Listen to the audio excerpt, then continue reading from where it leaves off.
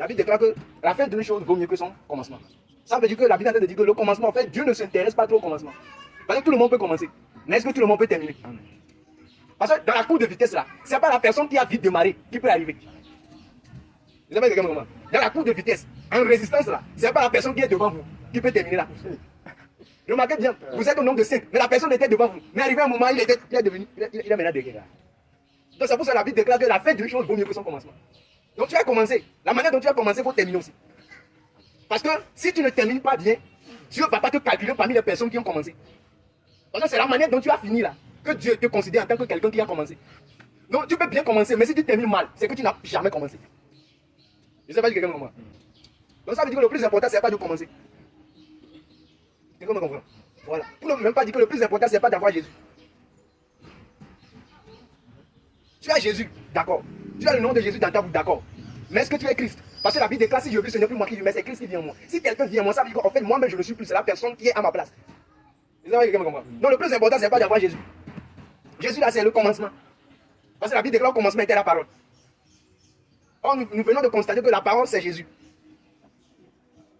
Le plus important, c'est de vivre avec la parole. Je ne sais pas si quelqu'un essaie de me comprendre.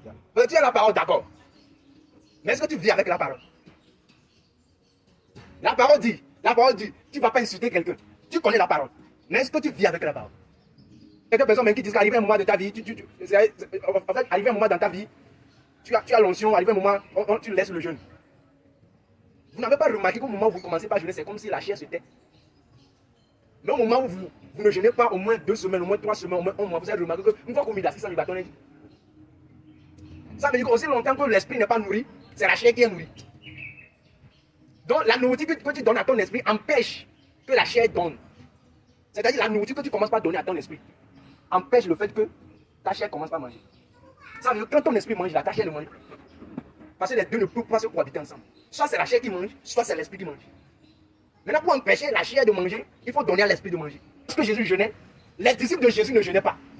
Et puis les pharisiens s'énervaient, mais Seigneur, pourquoi toi tu ne jeûnes plus, tes disciples ne jeûnent pas? Vous allez voir cette histoire là-dedans. Marc 8.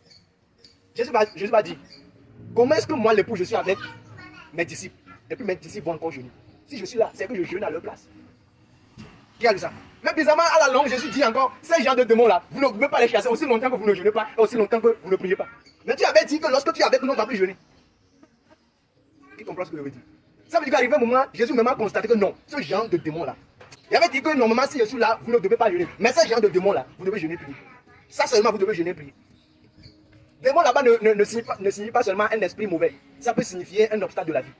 Ça peut signifier un péché qui te ronge. Ça peut signifier même un sorcier qui est dans ta vie. Ça veut dire que Jésus est en train de dire que tu ne peux jamais s'en débarrasser aussi longtemps que tu ne pries pas, aussi longtemps que tu ne jeûnes.